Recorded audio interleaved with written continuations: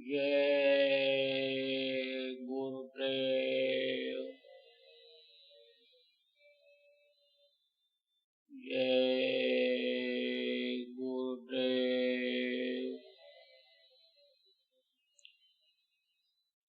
जय गुरुदेव।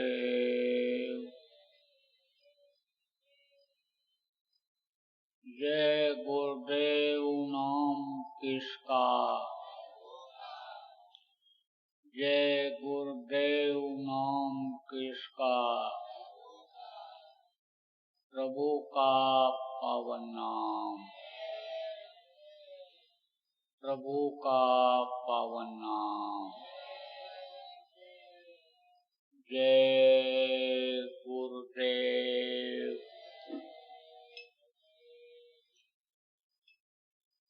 सर्वसमर्थ सर्वत्र स्मरणीय परम पूज्य गुरु जी महाराज, उपस्थित सभी साधक, सत्संगी, धर्म प्रेमी बच्चों एवं बच्चों, गुरु महाराज की विशेष दया हुई और आज 11 जुलाई 2022 को गुरु पूर्णिमा के अवसर पर आयोजित इस कार्यक्रम में प्रातः काल की बेला में काफी समय के बाद अपने लोगों को ध्यान भजन करने का, कुछ कहने सुनने का अवसर मिला। गुरु पूर्णिमा के कार्यक्रम तो यहाँ पहले भी हुए, लेकिन बीच में इधर अंतर हो गया, अंतराल जिसको कहते हैं, समय का अंतर हो गया। परिस्थितियां ऐसी बनी कि जिसकी वजह से यहाँ कोई इस तरह का कार्यक्रम नहीं हो पाया। जो लोग पहले कार्यक्रम हुआ था उसका आयोजन किए थे, बढ़ चढ़ करके भाग लिए थे, वो सुनने के लिए आए थे, उसमें से समय पूरा हो जाने के कारण चले भी गए, नहीं भी रहे वो लोग में। वो लोग किसको कहते हैं? भू माने पृथ्वी होती है, धरती जहाँ पर आप रहते हो इसको भूमि कहते हो, कहते हो ये हमारी भूमि है, तो ये भूलोक है। आप ये समझो इसी तरह के नीचे पाताल लोक है, ये मृत्यु लोक है, पाताल लोक है। इसी तरह से ऊपर से गंधर्व लोक है, देवलोक है। इस तरह से यहाँ इस धरती पर अन्य समझो कि नाम लोगों ने रख दिया प्रांतों का। आपका ये राजस्थान है, राजा लोग यहाँ बहुत थे, बहुत धनी मानी थे, बहुत प्रभावशाली थे, तो राजाओं का यह स्थान राजस्थान नाम रख दिया। आपके समझो ये हरियाणा, यहाँ पर देखो बहुत अच्छी खेती लोग करते हैं, हरा भरा रहता, हरियाणा नाम रखा। आपके समझो उधर हिमाचल प्रदेश नाम रख दिया, यानी जहाँ पर बर्फ गिरती है, बर्फ चलती है, बादल चलते हैं, ठंडा हो करके बर्फ बन करके और नीचे बरसने लगता है, गिरने लगता है, तो हिमाचल प्रदेश नाम रख दिया। ऐसे ही अलग अलग नाम। इस धरती, इस जमीन का मृत्युलोक नाम है। किसी ने मृत्युलोक कहा, किसी ने भूलोक कहा। ऊपर में देवलोक है, देवों की भी मृत्यु होती है, यानी उनका भी समय पूरा होता है। लेकिन जिस तरह से मनुष्य की मृत्यु होती है, मनुष्य को तकलीफ यहाँ इस भूलोक में, इस मृत्युलोक में झेलना पड़ता है, ऐसे वहाँ उनको नहीं झेलना पड़ता है। जिस तरह से आपको यहाँ पर दौड़ धूप करनी पड़ती है, मेहनत करना पड़ता है, खाने के लिए इंतजाम, रहने के लिए इंतजाम, सारी व्यवस्था अवस्थाएं बनानी पड़ती हैं, ऐसे उनको नहीं रहता है। उनको जो कि जैसे कहा गया कि जिसको कछु न चाहिए सोई शहंशाह, जो अपना थोड़े में भी गुजर कर लेता है उसको ज्यादा की क्या जरूरत है। आप ये समझो जैसे भोजन आदमी का होता है, किसी का भोजन ज्यादा होता है, जो मेहनत करते हैं मोटी मोटी कई रोटी खाते हैं, जो बैठे रहते हैं मेहनत नहीं करते हैं, हजम उनको मोटी रोटी नहीं हो सकती है, फुल्का खाते हैं। ऐसे ही आप ये समझो देवलोक में यानी समझो सुगंधी आहार है, तो सुगंधी आहार से उनका जो लिंग शरीर होता है हल्का होता है, चलता रहता है। तो देवताओं को आप ये समझो कोई इस तरह की तकलीफ वहाँ झेलनी नहीं पड़ती है, आप ये समझो, लेकिन चिंता उनको ज्यादा रहती है। आपको फिक्र नहीं है, उनको फिक्र है। क्यों? क्योंकि उनको जानकारी है आपका जो ये देश है, हमारा जहाँ हम रहते हैं शरीर में, ये जो देश है ये काल और माया का देश है। असर वहाँ भी रहता है माया का, लेकिन वहाँ सूक्ष्म माया रहती है और यहाँ स्थूल माया है। स्थूल किसको कहते हैं? मोटे को कहते हैं। सूक्ष्म किसको कहते हैं? छोटे को कहते हैं। जो चीज भारी हो जाती है उसमें ताकत ज्यादा आ जाती है, उसमें पावर ज्यादा आ जाता है। जो चीज हल्का हो जाता है वो समझो उतना भारी नहीं रह पाता है, उतना बड़ा काम नहीं कर सकता है। जैसे मनुष्य है, जवान है कोई, अब वो भारी बोझा उठा सकता है, बड़ा काम कर सकता है, और छोटा है जो सूक्ष्म किसको कहते हैं? छोटे को कहते हैं। छोटा बच्चा उतनी मेहनत नहीं कर सकता, ऐसे उनका शरीर सूक्ष्म शरीर होता है। लेकिन उस सूक्ष्म शरीर में याद उनको बराबर रहता है।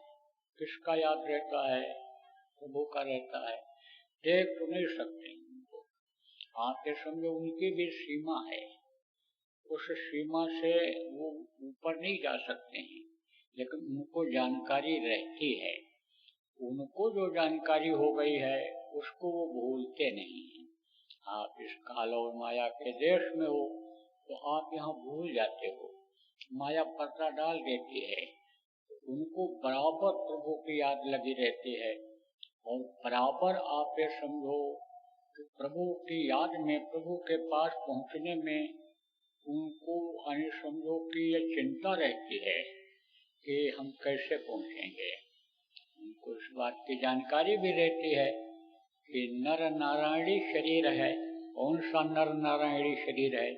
ये मनुष्य शरीर को नर नारायणी शरीर कहा गया। नारायण की बराबर धार इसमें आती रहती है, यानी किसमें? नर शरीर में। तो यह नर नारायणी शरीर है। तो नर नारायणी शरीर में जब तक हम नहीं जाएंगे तब तक हमको रास्ता नहीं मिलेगा प्रभु के पास पहुंचने का। तो बराबर याद करते रहते हैं, नर समान नहीं कोनो देही, जीव चराचर जाचते हैं। जितने भी जीव हैं ऊपर के, चाहे गंधर्व लोग के हों, चाहे अन्य समझो कि देव लोग के हों, तो उनको सब मांगते रहते हैं। उनको जानकारी रहती है कि एक बार मनुष्य शरीर मिल जाता तो फिर हम न चूकते, फिर तो हम इन तकलीफों से मुक्त हो जाते हैं। खाने पहनने पहनने की जैसे जिसको कहते हो कि सुविधा, ऐसे उनको कोई दिक्कत इन चीजों की नहीं है। लेकिन ये फिक्र बराबर सताती रहती है कि कैसे पहुंचेंगे जहाँ से आए हैं, जहाँ से भेजे गए उतारे गए, उस प्रभु के पास, उस अपने प्रियतम के पास, उस अपने पिता के पास पहुंचेंगे कैसे? अपने देश में हम पहुंचेंगे कैसे? इसकी फिक्र बराबर देवलोक में रहती है। आपको समझने की जरूरत है। कहते हैं पाताल लोक में राक्षस रहते हैं। राक्षस किसको कहते हैं? जो मनुष्य जैसा व्यवहार नहीं करता है। देखो आदमी को भी लोग कहते हैं कि ये राक्षस है, यानी इसके क्रियाकलाप अच्छे नहीं हैं, इसको यानी समझो कोई इस चीज की फिक्र नहीं है कि हम क्या खा रहे हैं, क्या पहन रहे हैं, कहाँ सो रहे हैं, किस तरह का व्यवहार कर रहे हैं। मनुष्य जैसा व्यवहार इसके अंदर नहीं है, मनुष्यता इसके अंदर नहीं है। जिसको इंसानियत कहते हैं वो चीज इसको छू नहीं गई है तो यह राक्षस है।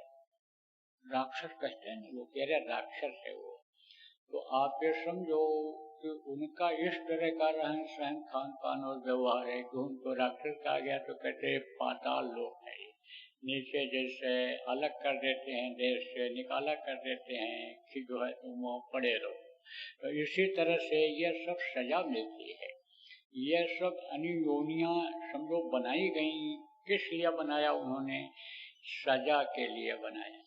देखो आपको बताया गया कि ये जो जीवात्मा आपके अंदर है, यही जीवात्मा इन सब के अंदर है। चाहे वो देवलोक में हो, चाहे वो समझो कि असुर लोक में हो, सुर लोक में हो, लोक भूलोक में हो, कहीं भी हो, यही आत्मा उनके अंदर भी है। यही कीड़े मकोड़े, सांप गोजर सब के अंदर है। तो समझ लो कि सजा भोगने के लिए ये दिया गया है। देखो न जानकारी में लोग सजा भोगते रहते। सजा किसको कहते हैं? तकलीफ को। तमाम तकलीफ इस समय पर समझ लो कि लोगों के सामने आ गई। तकलीफों का कर समझ लो कि पहाड़ खड़ा हो गया लोगों के सामने। जानकारी की वजह से, यानी कम गैर जानकारी की वजह से ये सब ज्यादा होता जा रहा है। इसीलिए कहा जाता है भाई सत्संग सुनो तब ये तकलीफ जाएंगी। यानी समझो कि बिना सत्संग के, बिना भजन के ये क्लेश जिसको झेल रहे हो ये नहीं जाएगा और ये समय निकल जाएगा। कारण क्या है? कारण ये है कि जो जहाँ पैदा होता है उसके अनुसार उसका पालन पोषण होता है। तो मान लो कि जहाँ कोई धार्मिकता लोगों के अंदर है ही नहीं, जहाँ पर जानकारी है ही नहीं, सत्संग मिलता ही नहीं, संतों का आगमन होता ही नहीं, वहाँ का मनुष्य का जीवन उसी तरह का हो जाता है जैसे गांव के लोगों का, समाज के लोगों का, घर के लोगों का होता है। उसी तरह से उसका भी अनुष्मेलु जीवन हो जाता है। और वो इस चीज को नहीं समझ पाता है कि भाई यह नर नारायणी शरीर, यह जो देव दुर्लभ शरीर है, जो देवताओं को जल्दी नहीं मिलता है, यह किस काम के लिए मिला है। समय उसका निकलता चला जाता है क्योंकि बहुत से लोगों को यह भी नहीं मालूम है, यह भी नहीं याद है कि भाई एक दिन इसको खाली करना पड़ेगा। देखते तो हैं कि दादाजी चले गए, पिताजी चले गए, पड़ोसी चले गए, रिश्तेदार चले गए। उस समय तो जब लोग वहाँ शमशान घाट पर या मृत्यु जहाँ होती है, लोगों को बताते हैं, कहते हैं भाई देखो यही हाल सबका होगा, ये मृत्यु लोक है, जाना पड़ेगा। उतनी देर तो याद रहता है, लेकिन उसके बाद समझो लौटने के बाद माया पर्दा डाल देती है, भूल का, भ्रम का, बस आदमी भूल जाता है। देखो जरूरी चीजें जो होती हैं वो याद रखनी पड़ती हैं। क्या जरूरी है? भोजन करना जरूरी है। क्या जरूरी है? यानी आराम करना भी जरूरी है। आराम कम करते हो, नींद पूरी नहीं होती है, सुस्ती रहती है, तबीयत बिगड़ता है, भोजन नहीं करते हो तो समझो हल्का बदन हो जाता है। तो ये चीजें याद रखनी पड़ती हैं। जैसे याद रखते हो कि सुबह जल्दी उठना है, बच्चे को तैयार करना है, स्कूल भेजना है, बच्चे की फीस जमा करना है, टाइम से अगर बिजली का बिल नहीं जमा करें, पानी का बिल नहीं जमा करेंगे तो जुर्माना पड़ जाएगा। जैसे ये चीज याद रखते हो, ऐसे मौत को भी याद रखना चाहिए। और जो ये जीवन का समय मिला है, इसको ये नहीं सोच लेना चाहिए कि जीने के ही लिए मिला है। समझना चाहिए कि किस काम के लिए मिला है। कि जिसके लिए देवता तरसते रहते हैं, किस काम के लिए ये मनुष्य शरीर मिला है, तो अगर ये याद रहेगा तो समय की आप लगाओगे कीमत। समय की कीमत जो नहीं लगाता है उसके ग्राहक निकल जाते हैं। 10 बजे दुकान खोलने को है, 12 बजे दुकान खुली तो ग्राहक आएगा, चला जाएगा, दूसरी जगह सामान खरीद लेगा। दफ्तर में 10 बजे पहुंचना है, 11 बजे पहुंचोगे तो समझो गैर हाजिरी लग जाएगी, तनख्वाह कट जाएगा। तो इस तरह से समय का जैसे ध्यान रखते हो, ऐसे ही अपने जीवन के श्वासों का ध्यान रखो कि ये एक एक दिन जो निकलते हैं यह श्वासों को खत्म कर दे रहे हैं। और समय हमारा ये किसमें बर्बाद हो रहा है? ये माया के बाजार में बर्बाद हो रहा है, जो उसने लगा रखा है कि ये जीव इसी में फंस है। देखो महात्माओं ने दृष्टांत दे दे करके, जिसको कहानी कहते हो, सुना सुना करके जीवों को समझाया, रिझाया। जैसे बच्चे को आप गिनती पढ़ाते हो, सिखाते हो, प्रार्थना सिखाते हो, तो पहले उसको किस्सा कहानी सुनाते हो, क्योंकि किस्सा कहानी में मन ज्यादा लगता है। और उसके बाद तब कहते हो अच्छा सोने से पहले अब गिनती गिन लो, अब पहाड़ा गिन लो, अब कोई प्रार्थना याद कराते हो, प्रार्थना याद कर लो। ऐसे ही यानी समझो कि एक तरह से इस आध्यात्म लाइन का यानी यह समझ लो कि यह एक तरह से बचपना है। तो जैसे बच्चे को समझाया जाता है, बच्चे को सुनाया जाता है, ऐसे संत जीवों को किसी भी तरह से सुना कर समझा करके रिझाते हैं, आकर्षित करते हैं अपनी तरफ। जैसे प्यार माँ बाप देते हैं, जैसे टीचर बच्चों को प्यार देता है पढ़ाने के लिए, उसी तरह से संत प्यार देते हैं जीवों को कि हमसे इनका जुड़ाव बढ़े। और जब जुड़ाव बढ़ता है, तकलीफें उनकी जब दूर होती हैं, कष्ट उनका दूर होता है, तब वो समझने की कोशिश करते हैं। दृष्टांत से भी बड़ी शिक्षा मिलती है। एक था जौहरी, बहुत बड़ा व्यापारी था, हीरे का बड़ा पारखी था, अनुभव बहुत था। व्यापार में अनुभव ही खास चीज होती है। अनुभव अगर हो जाए व्यापार में तो फिर वो गलत माल नहीं खरीदेगा। आप ये समझो अनुभव अगर हो गया तो खोटा माल पहले निकाल देता है, ठोस बढ़िया माल रखता है। अनुभव बड़ी चीज होती है। अनुभव अगर हो जाए तो आदमी का कभी घाटा नहीं होता है। इसीलिए कहा जाता है कोई भी काम बिजनेस व्यापार का करो, दुकान खोलो, कल कारखाना लगाओ, अनुभव कर लो, जल्दबाजी मत करो, ज्यादा लालच में मत पड़ो कि हमको थोड़ी जानकारी हो गई अब हम दुकान खोल लें, हमको थोड़ा बहुत नॉलेज हो गया, जानकारी हो गई, सीख लिया हमने, अब हम प्रैक्टिस करना शुरू कर दें। आप ये समझो इस तरह से आप न करो, अनुभव करके। तो बड़ा अनुभवी था, तो उसने एक दिन अपनी औरत को एक हीरा दिया और कहा देख ये बेश कीमती है, उसको संभाल के रखना, और जब कभी मैं न रहूं और माली हालत खराब हो, धन की कमी हो, तो ये तुम्हारी कमी को पूरा कर देगा। एक नहीं दो पुष्प बैठे खाएंगे, कुछ नहीं करना पड़ेगा, बहुत कीमती है। संभाल के रख लिया उसने। जैसा मैंने बताया कि समय तो सबको मिला है जीने का, जैसे पूरा हुआ दुनिया से चला गया, कम उम्र में ही चला गया। तो जो नौकर थे दुकान पे समझो कि बेईमान हो गए। आप ये समझो लालच किसी के मन में कभी भी आ सकता है, इसीलिए शिक्षा दी जाती है कि लालची स्वभाव मत बनाओ, लालच अगर आ जाएगा दुनिया की चीजों का, तो वो परमार्थ की लालच जो है, अंदर की दौलत की लालच है, वो खत्म हो जाएगी। और अंदर की लालच अगर रखोगे, वो चीज मिल जाएगी तो दुनिया की ये सारी चीजें आपकी होंगी, आपको इसको पाने में कोई दिक्कत नहीं होगी। लालची हो गए। अब उन्होंने तो सोचा नहीं, नौकरों ने, कि प्रारब्ध से बाहर जो चीज आएगी तो चली जाएगी।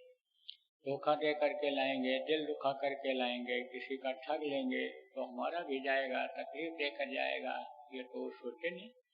धीरे धीरे अंदर अंदर माल सब साफ कर दिया।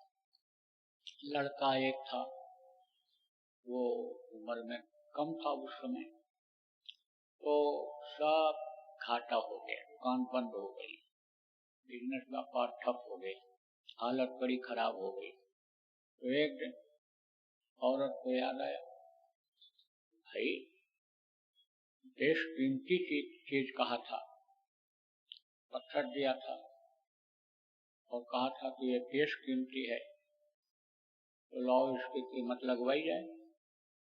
किसने कहा है? तो लड़के से कहा, तेरे पिताजी ने ये कहा था कि ये देश कीमती है, तो तू जा इसकी कीमत लगवा, देना मत, कीमत लगवा के आप बता मुझे, तब मैं बताती हूँ।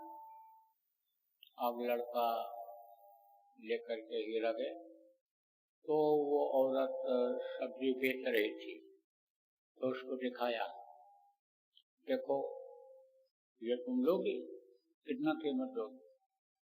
उसने देखा, कहा ये पत्थर है, इस पत्थर की क्या कीमत? ले ले, 2 मूली ले ले, मूली लोग 2 मूली ले ले। कहा नहीं, 2 मूली नहीं ले। चला गया, फिर गया वहां राशन की दुकान पर, उसको दिखाया, उसने देखा, हाँ है तो बड़ा चमकीला, लेकिन ये है कि इसकी क्या पत्थर की कीमत है?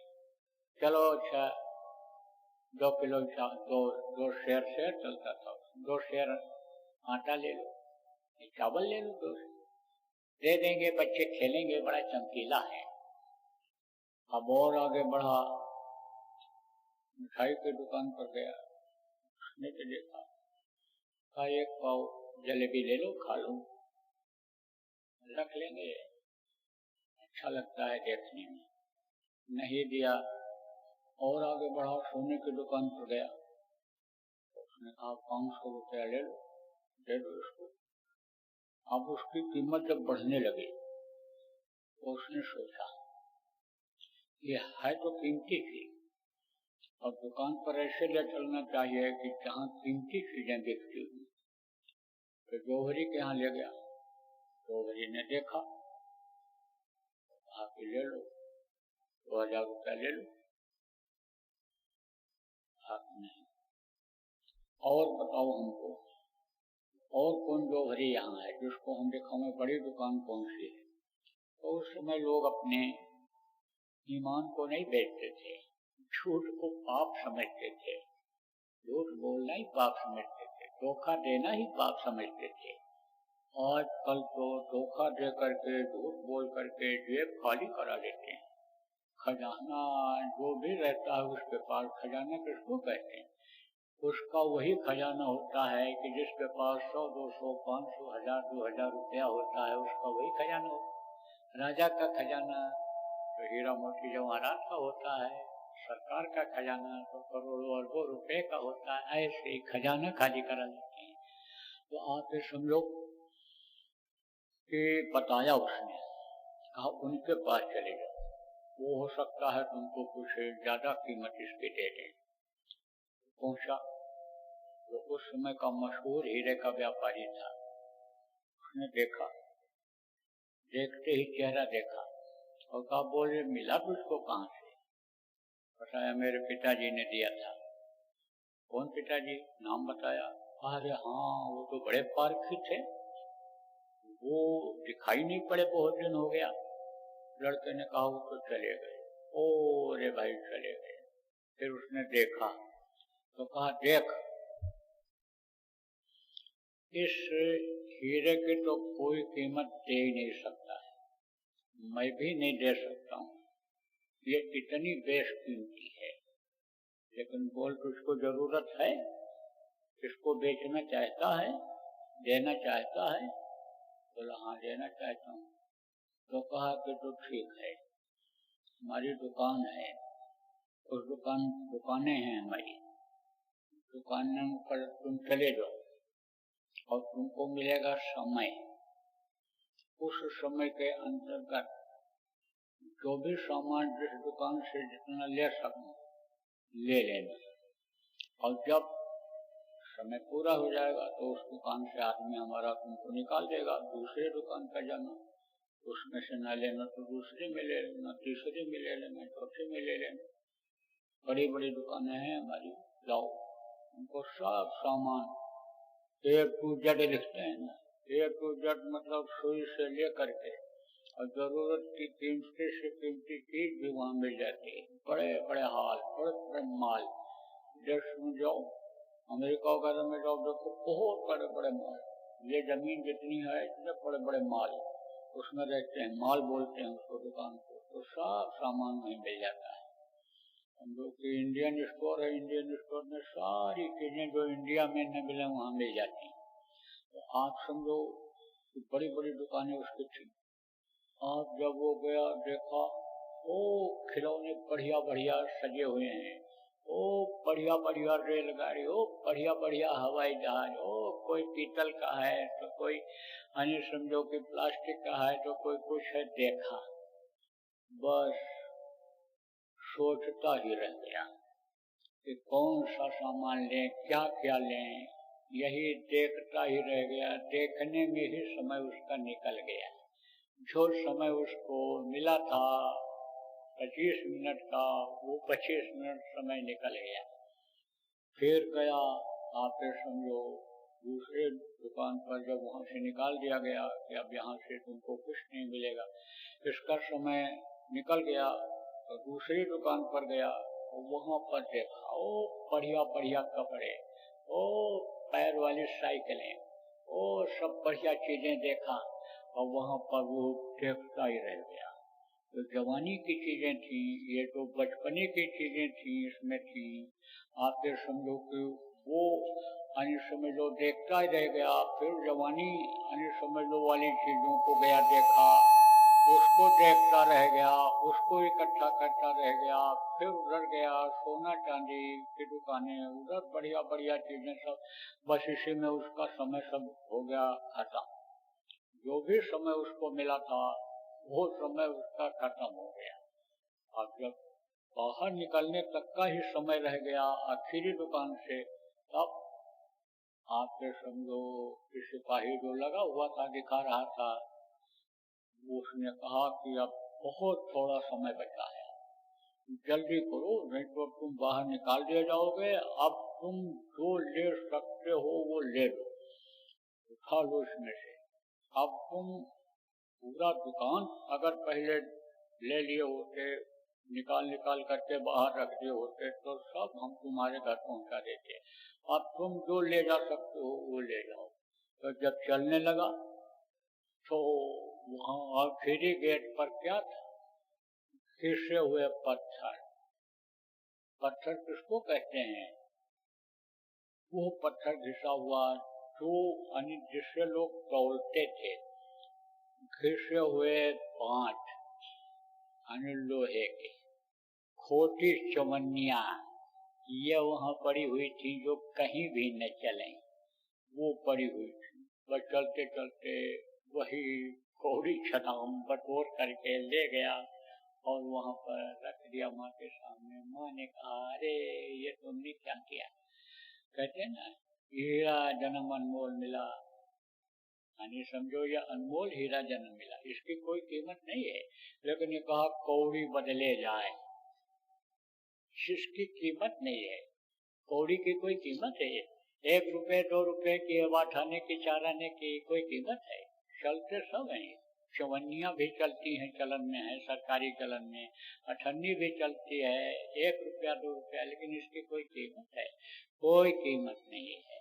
आप ये समझो ऐसे ही कोई कीमत इन चीजों की नहीं है कि जिनको इकट्ठा करने में आप लगे हुए हो, जिनको पाने में लगे हुए हो, इनकी कोई कीमत नहीं। ये हीरा जन्म है, ये जो मिला है मनुष्य शरीर, ये समझो कि एक बार मिला है, जल्दी दोबारा मिलने वाला नहीं है।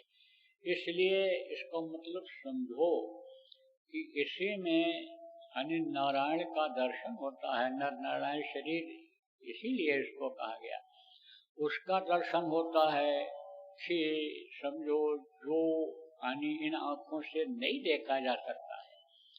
आप मिट्टी को, पत्थर को, मूर्ति को, जो पत्थर की होती है, मिट्टी की होती है, प्लास्टिक की होती है, लकड़ी की भी मूर्ति पहले लोग बनाते थे, इनको आप भगवान मान लेते हो। लेकिन ये जितने भी भगवान, यह सब मनुष्य शरीर में आने वाले भगवान बन गए। काम उन्होंने जो भी किया, अच्छा काम किया, और उनकी यादगार में लोगों ने उनकी मूर्तियां बना दी। तो ये जो भगवान हैं, ये जो प्रभु हैं अच्छा काम करने वाले, यह आपके सच्चे प्रभु नहीं हैं, या आपके आत्मा के उद्धार करने वाले नहीं हैं। आप ये समझो कि इन आंखों से देख लोगे, कहोगे हमको भगवान का दर्शन हो गया, तो समझो कि ये भगवान आपको जन्म मरण से छुटकारा दिलाने वाले नहीं है। जब तक वो प्रभु अंदर में आप नहीं मिलेंगे, उनका दर्शन नहीं होगा, तब तक आप ये समझो कि मुक्ति मोक्ष आत्मा की नहीं हो सकती है। शरीर का मुक्ति मोक्ष हो सकता है, शमशान घाट पर हो जाता है, लेकिन आत्मा की मुक्ति नहीं हो सकती है। तो साधन धाम मोक्ष का द्वारा, मोक्ष मुक्ति किसको कहते हैं? जहाँ से फिर आना नहीं होता है, वो दरवाजा इसी मनुष्य शरीर के अंदर में है। अब उसको बंद हो गया, कर्मों का पर्दा लग गया, जिसकी वजह से वो बंद हो गया। वो कर्म के पर्दे समझो कि हट जाएं, तो भी प्रभु का दर्शन इसी मनुष्य शरीर में ही होने लग जाए। जैसा कि पूर्व के लोगों को हुआ, बहुत से लोगों को अब भी होता है, अब भी आपको होने लग सकता है, लेकिन वो पर्दा ही इतना मोटा है, इतना भारी है कि जल्दी से हटने वाला नहीं। इतनी मैल जमा है जीवात्मा के ऊपर कि वो इतनी आसानी से छूटने वाला नहीं है। जैसे जंग लग जाता है लोहे के ऊपर, मोटा पतला जंग लगा, हल्का लगा तो साफ कर देते हो। किसी बर्तन में अगर हल्की कालिक लगी है, आराम से साफ हो जाता है, लेकिन अगर ज्यादा लग गई है, बात मोटी हो गई है, तो ज्यादा रगड़ना पड़ता है। जन्म जन्मांतर का कर्मों का पर्दा लग गया। कर्म के पर्दे अगर हट गए होते, कर्म अगर खत्म हो गए होते, तो फिर यह मनुष्य शरीर नहीं मिलता। कर्म ही बुरे थे, अच्छा भी कर्म ज्यादा था, क्योंकि अच्छा कर्म ज्यादा था तब यह मनुष्य शरीर मिला। ज्यादा कर्म बुरे होते तो अन्य योनियों में जाना पड़ता, तो अच्छे भी थे, लेकिन कर्म कुछ बुरे भी रह गए, उसको भोगने के लिए भेज दिया गया यहाँ। तो कर्म के पर्दे जब तक नहीं हटेंगे, तब तक प्रभु का दर्शन नहीं होगा। जिस दृष्टि से, जिस आंख से, तीसरी आंख से दर्शन होता है, उससे समझो कि प्रभु देखा नहीं जा सकता है, देख नहीं पाते। तो एक कर्म के पर्दे हटेंगे कैसे? अतिशय रगड़ करे जो कोई अनल प्रकट चंदन से हुई। जैसे रगड़ते रगड़ते बर्तन साफ कर देते हैं, रगड़ते रगड़ते यानी समझो जंग साफ कर देते हैं, गंदगी साफ कर देते हैं, रगड़ते रगड़ते यानी समझो ये कपड़ा साफ कर देते हैं, कुछ भी करते हैं रगड़ते। ऐसे ही गंदगी साफ होती, किसके द्वारा? यही जो गुरु महाराज ने बताया, सुमिरन, ध्यान और भजन। तो अभी आपने किया, कराया जा रहा है, इससे गंदगी साफ होगी, इसमें मन लगाए। उसके लिए ये सेवा का प्रावधान बना दिया गया। तो सेवा से और भजन से गंदगी साफ होगी। तो जब गंदगी साफ होगी, जब निर्मल मन होगा, जब निर्मलता आएगी आत्मा के बगल में, तब निर्मल जन को मिल पावा। मोह कपट छल छिद न भावा। जब ये कपट छल झूठ फरेब ये चीजें जो जमा कर रखा है जिसका पर्दा लगा हुआ है, ये मांस मछली अंडा शराब जो खाया पिया जिससे कर्म का पर्दा लगा हुआ है, ये पर्दा जब हटेगा तब वो प्रभु प्यारा होगा, भाएगा आपको। जैसे नहाया धोया किसी का भी बच्चा है, अच्छा कपड़ा पहने हुए, उसको आप उठा लेते हो, प्यार करने लगते हो। और आप ही का बच्चा गंदा होता है, मैला पिछला होता है, तो उसको उठा के प्यार करते हो। उसको तो बल्कि और डांट लगाते हो, फटकार लगाते हो, ले जाते हो, रगड़ रगड़ करके धोते हो, जो कीचड़ मैल गंदगी लगा के आता है। ऐसे ही वो तो सब आप बच्चे उसी प्रभु के, लेकिन आप चूंकि गंदे हो गए इसलिए आप जो है यानी समझो कि उसको प्यारे नहीं हो पा रहे हो। दूसरी बात यह है कि अगर कोई आवाज न लगावे बच्चा और आया गंदा कुशैला बैठा हुआ है और माँ का ध्यान नहीं गया, पिता का ध्यान नहीं गया, तो ऐसे गंदगी में पड़ा रहेगा। और अगर आवाज लगाएगा तो देखेगा, वो बाप देखेगा, माँ देखेगी, डांटी फटकारेगा भले जरूर, लेकिन गंदगी तो साफ कर देगा। तो उसके लिए क्या किया जाता है? प्रार्थना की जाती है। जैसे बच्चा आवाज लगाता है तकलीफ में, दुख में, वो अलग आवाज होती है, ऐसे अलग प्यार की आवाज होती है, ऐसे आवाज लगाई जाती है। आवाज लगाई जाती है जिसको उसको क्या कहते हैं? प्रार्थना कहते हैं। प्रार्थना किसको कहते हैं? विनती करते हैं, कहते हैं उस चीज को, अपनी दुख को, अपनी तकलीफ को यानी कहते हैं उनसे। लेकिन अब यह है बहुत प्रार्थना करो, बहुत कुछ कहो और वो सुनवाई न करें, देखे ना वो आपकी तरफ, जैसे बच्चा चिल्लाता रहे, रोता रहे और बाप देखे ना, क्यों नहीं देखता है, माँ क्यों नहीं देखती है? क्योंकि बार बार समझाती है कि उधर कीचड़ है, उधर गंदगी है, वहाँ मत जाना खेलने के लिए, उस रास्ते में मत जाना, देखो ये कपड़े में लग जाएगा तो ये चीज गंदा हो जाएगी, जिससे गंदा हो जाएगा तेरा कपड़ा। और ना माने, अम्मा कहती है जा, आप कहता है जा तू पड़ा रहे, यदि हमको सुनने वाले नहीं। देखो अपराधों की लाइन में चले जाते हैं, अपराधियों का साथ पड़ जाता है, निकल पाना मुश्किल होता है। अब कोई बच्चा लोभ में पड़ गया, लालच में पड़ गया और वो अज्ञानता में यानी न जानकारी में किसी गलत आदमी के साथ लग गया, गलत व्यवहार में चला गया, कहते हैं ना, इसीलिए कहा जाता है ध्यान रखो बच्चों का। अब फंस गया, निकल नहीं पा रहा, वहां तो कहाँ जाएगा? जेल जाएगा। जेल जाएगा, एक बार छुड़ा के लाओगे, समझाओगे, लेकिन अब आदत बन गई, साथ पड़ गया दुष्ट जन संग विधाता, दुष्टों का संग पड़ गया, तो कहते हो पड़ा रहने दो, जेल में पड़ा रहने दो, अब हम उसको छुड़ाने नहीं जाएंगे। तो इसी तरह से समझो कि वो ध्यान नहीं देता है। देखो प्रभु किसको भेजता है? स्वयं नहीं आता है, लेकिन संत को, महात्माओं को समय समय पर वो भेजता रहता है। किस लिए भेजता है? समझाने के लिए जीवों को, बताने के लिए जीवों को, कि अच्छे बुरे का ज्ञान कराने के लिए जीवों को वो भेजता रहता है। और वो आते हैं और समझाते हैं। अब सीधे एकदम से जिसको आप देख नहीं सकते, वो आपको क्या आदेश देगा? वो किस तरह से अब बातों को आपको बताएगा? कैसे आप सुन पाओगे? जिसकी बोली नहीं पहचान सकते हो आप, यानी उसकी बातों को कैसे समझ पाओगे? तो किसी न किसी के माध्यम से वो बात को पहुंचाया करता है। इसीलिए कहा जाता है साधते हो न कार्य जानी, जो साधनक यानी समझो कि साधक साधना करना सिखाते हैं, साधना करते हैं, जिनको सदगुरु कहा गया, संत कहा गया, उनसे कोई हानि नहीं होती। तो उनकी बातों को सुनना चाहिए, और सुनना ही नहीं चाहिए, अमल करना चाहिए। अमल जब करोगे, सुनोगे नहीं बल्कि अमल करोगे, तो समझो यानी इस तरह की प्रार्थना करो, इस तरह से विरह पैदा करो तो उसको वो सुनवाई कर लेगा। तो कहने का मतलब यह है कि प्रार्थना करो, लेकिन उस बीच में और किसी को न रखो। बीच में रखने का मतलब क्या होता है? जैसे मन कहीं और है, मन किसको याद कर रहा है?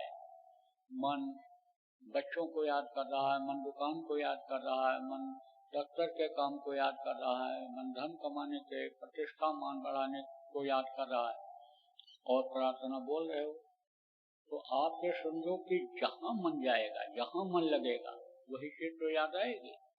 ऐसे ही जब प्रभु को याद करके प्रार्थना करोगे, तब आप ये समझो प्रभु याद आए, तो उसको जानने की, देखने की, समझने की इच्छा पैदा हो, और उसको जब याद करोगे, उसको पुकारोगे, तब वो आपकी तरफ देखेगा। पुकारने की भी आवाज तो अलग होती है। तो माने बच्चे को दूध पिला करके लेटा दिया, तो सपने आते हैं।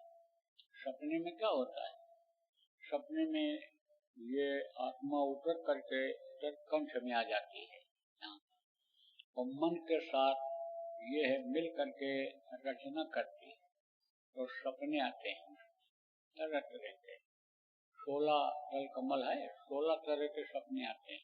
सपनों की कैटेगरी है, अलग है सबकी, हर चीज की माप है, हर चीज को देखा जा सकता है, हर चीज को जाना जा सकता है, लेकिन तरीके से। जैसे दूध मापने का यंत्र होता है, उसको लगाओगे तो दूध में कितना पानी है, कितना दूध है पता चल जाता है। बुखार मापने का यंत्र होता है, जिसको थर्मामीटर कहते हैं, उसको लगाओगे तो बुखार की पहचान हो जाती है, कितना बुखार है। ऐसे ही हर चीज का होता है। तो सपने में बल लुढ़क गया, अरपाई से जब नीचे गिरा, चिल्लाया माँ। अब वो माँ भोजन बना रही थी, दौड़ करके गई, उठाई, चूमा चाटा, उसको खीर बना रही थी, खीर खिलाया। बच्चे ने सोचा भाई इतना प्यार माँ ने दिया और खीर खिलाया। दूसरे दिन सोचा लाओ आज और जोर से चिल्लाना है। दूसरे दिन जब सुला दिया, उसको लेटा दिया, दूध पिला करके, खिला पिला करके लुढ़क गया धीरे, बहुत जोर से चिल्लाया। उस समय पर बर्तन धो रही थी माँ, कोई ध्यान नहीं दिया। रुकी तो थोड़ी देर के लिए, आवाज तो कान में उसके पड़ा, लेकिन ध्यान नहीं दिया। फिर चिल्लाया, फिर नहीं बोली, फिर कहा माँ मैं मर गया, तू आ नहीं रही है, बहुत चोट लग गई मुझे, कुछ नहीं बोली। फिर धीरे धीरे गया और ऐसे पीठ के ऊपर ऐसे झुक करके कान के पास बोला कि कल तो तू मेरी एक ही आवाज पर भाग करके आ गई थी, आज मैं चिल्लाता रहा, तुम नहीं आई? अम्मा ने धीरे से कहा कल वाली आवाज आज नहीं थी, आज की तेरी बनावटी आवाज थी, कल वाली तेरी वास्तविक आवाज, ओरिजिनल जिसको कहते हो, वो आवाज थी। ऐसे ही तड़प पता चल जाता है, हर चीज का पता चल जाता है।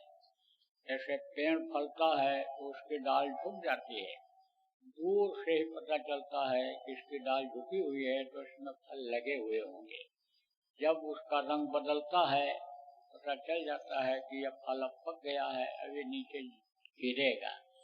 ऐसे ही झुर्रियां पड़ने लगती हैं, बाल पकने लगते हैं, तब ये मालूम हो जाता है कि अब उम्र का चौथापन आ गया, आखिरी आ गया, अब एक दिन इस शरीर को इसको छोड़ना ही पड़ेगा।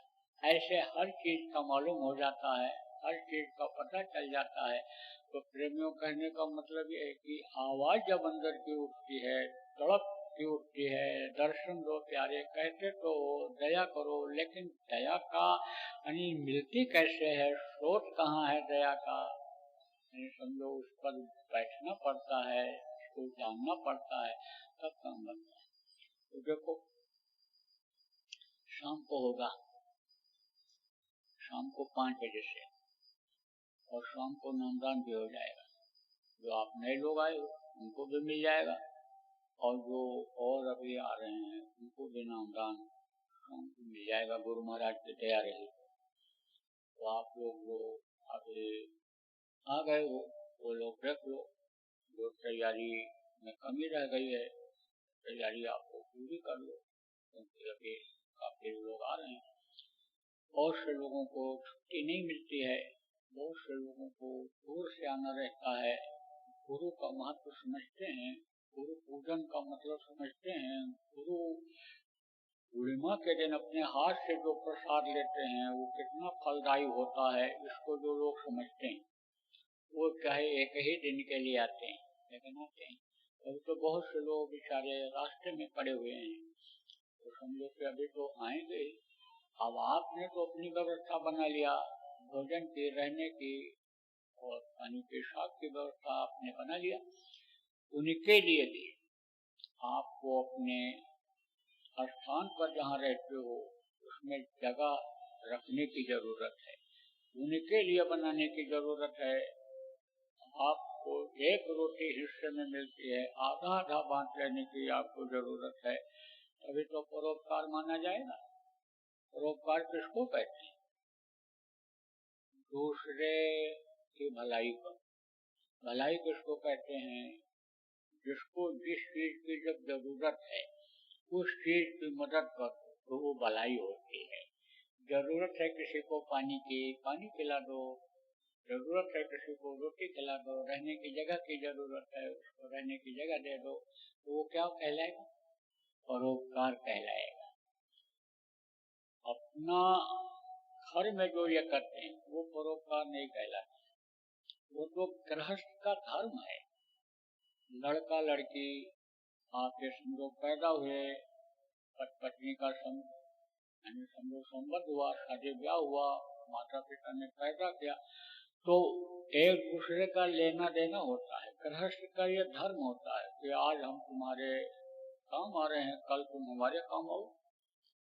ऐसे पारिवारिक बंधन होता है, पारिवारिक धर्म होता है, समाज का धर्म होता है, रिश्तेदारों का धर्म होता है। तो वो एक बंधन होता है, उसमें आदमी को बंधना ही पड़ता है, करना ही पड़ता है, करता ही है।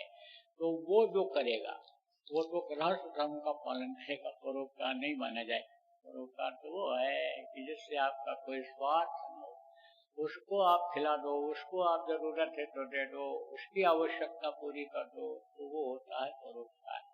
तो परोपकारी होना चाहिए, परोपकार का ज्यादा फल मिलता है, सेवा का ज्यादा फल मिलता है।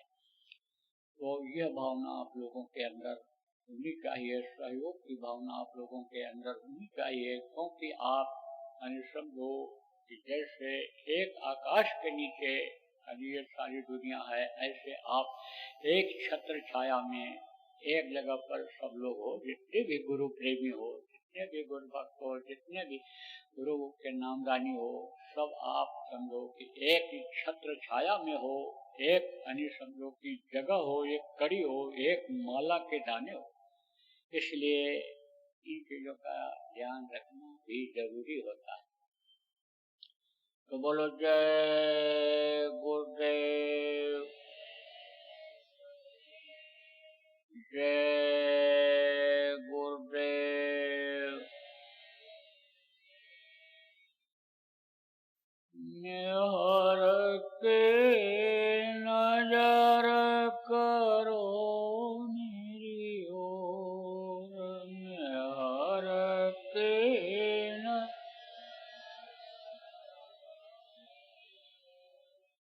दया के नजर करो मेरी ओर, दया के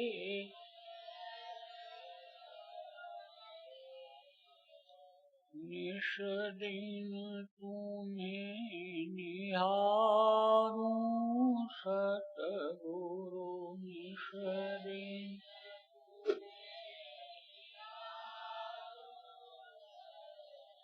जैसे चंद्र चकोर,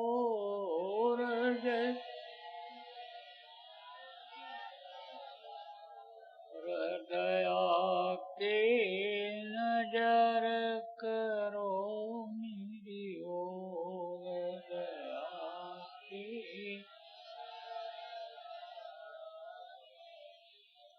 जानूं कौन भूल हुई तन से,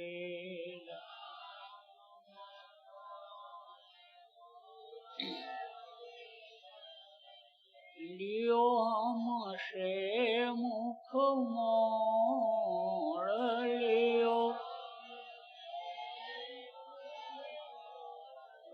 दया की नजर करो मेरी ओर, दया की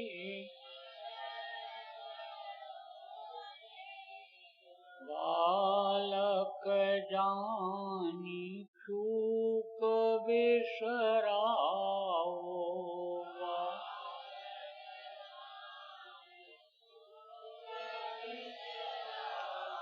आया शरण अब मैं तोर,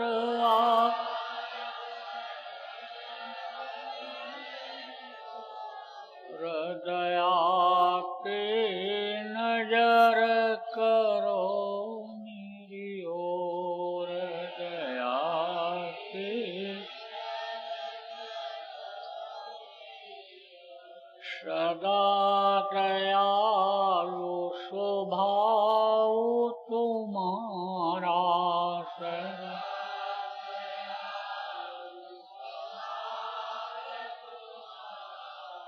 मेरी बेरिया कसवयऊ कठोर, मेरी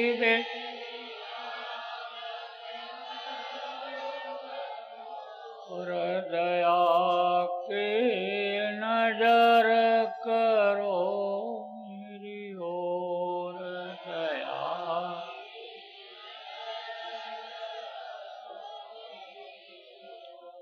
शरणागत की लाज न राखो,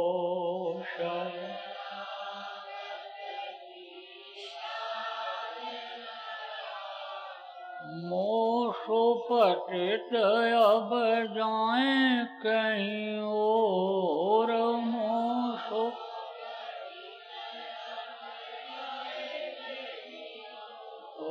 दया की नजर करो मेरी ओर, दया की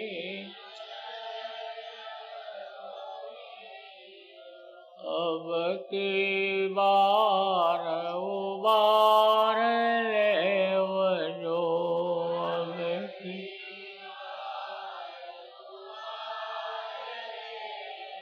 फिर नजर पग यही मगोर, बीरन हृदया की नजर करो मेरी ओर, दया की मेहर की नजर करो मेरी ओर, मेहर की नजर। जय गुरुदेव, जय गुरुदेव, जय गुरुदेव, जय जय गुरुदेव।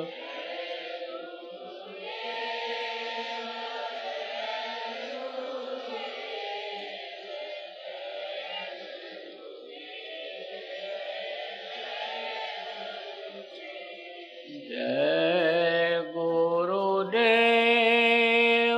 जय गुरुदेव, जय गुरुदेव, जय जय गुरुदेव।